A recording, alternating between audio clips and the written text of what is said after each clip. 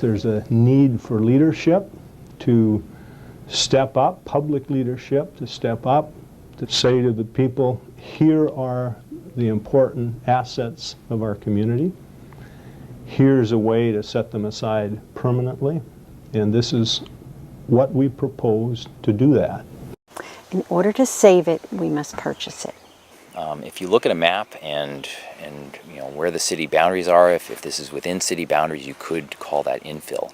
But it really is a peripheral area, and to extend services out here, particularly transportation services, is going to require considerable investment. Growth does not pay for itself. It does not. It's not a winning proposition. And so ultimately, that's going to come out of the pockets of the existing residents. This development is going to need incredible road improvements for it to work, which we don't want to see anyway in Fairhaven. It would also take new fire facilities, new school facilities. If 800 homes or something like that go in there, all of those things will have to be, the bill will have to be paid by the citizenry. Growth is very expensive. Growth doesn't pay for itself. Many beautiful towns like ours are being ruined. Ruined because of poor planning, because of out-of-control developers and weak governments. If we lose this, it's our fault. We need to organize, we need to raise the money, we need to elect officials that will stand up for what we really want. We believe that the final opportunity to buy large tracts is upon us. This city has been discovered. Everyone has seen how the housing market has just exploded. And developers are coming in here from out of the region.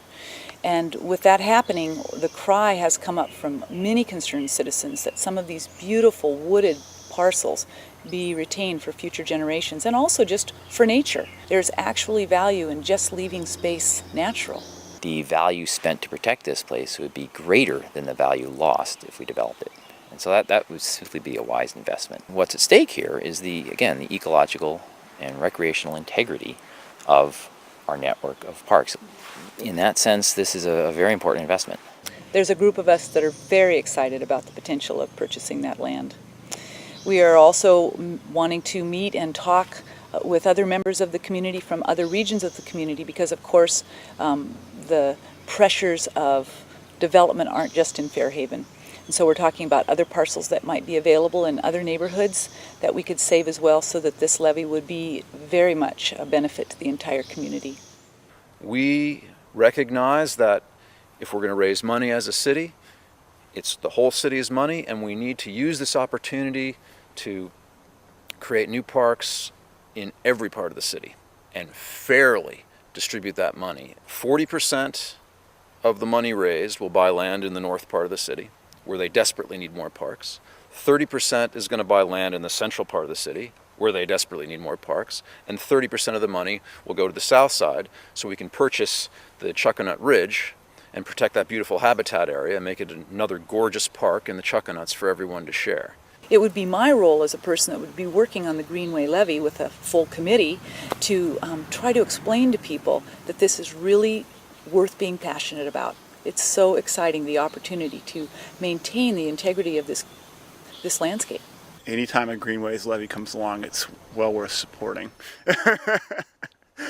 I think Bellingham was brilliant for having the Greenways levy when they did, and I would vote for something like that again in a second. So our tax dollars at work for something well worth supporting, I think. The next levy will actually probably be a bond issue. We are very concerned that we not have people experience any rise in their taxes beyond the normal rise that exists because of reevaluation. And yet that same money could be something that could be spent and dedicated to a legacy for the future. Take a look around and see what Greenways has done for this community. Of course, everyone's aware of the boardwalk that now goes down from Taylor Street, and what an enhancement that has brought. This particular levy is going to be designated for land purchases, but there will be some other amenities like that that the public will be able to appreciate and enjoy immediately, and they'll all be detailed out in the levy by the time it goes to the vote. We definitely want to try to make it a completely community-involved project. I think it's fair, I think it's passable, I think we're going to do it, and I think we're going to be proud that we did it, and we're going to live in a better town because of it. Many questions remain regarding this proposed development. Is this really the sort of development we need as a community?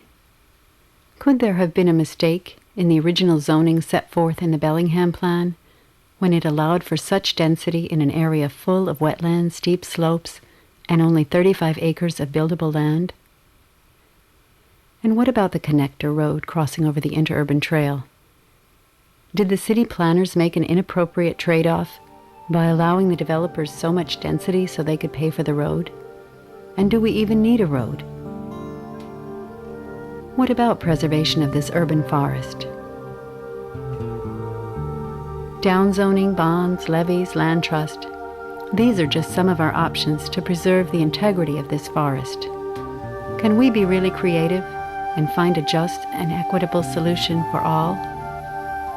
Can the community and the developers see beyond the immediate reward of dollars and bequeath to our children's children something more precious than urban sprawl? May we join together and find a way to save this land, a treasure too precious to lose. The 100 acres is just so important because ever since I've been born, I've grown up around it, and I go there probably nearly once or more a week. And it's kind of like my sanctuary, 100 acres. It's my getaway place. I've just learned little bits of what life is about and what the true meaning is, and just, it's kind of like my escape from the pressures of life, and hope that my children and the children after me, next generations, can learn what I learned from it too. We must preserve these lands for our own benefit. Yes, they help in flood control. For our own benefit in viewing wildlife. But the wildlife has an intrinsic value of its own. It doesn't need to justify its existence on the basis of our economic system of dollars and cents. It just has a right to be. And so why not go ahead and stand up and say, we as the taxpayers would much rather spend our money this way and preserve the land than just be taxed unknowingly to pay for infrastructure. And I think that that's a wonderful thing to be able to tell people that this is a great way to save money on your taxes, ultimately. I would say choose it or lose it. And it is a choice.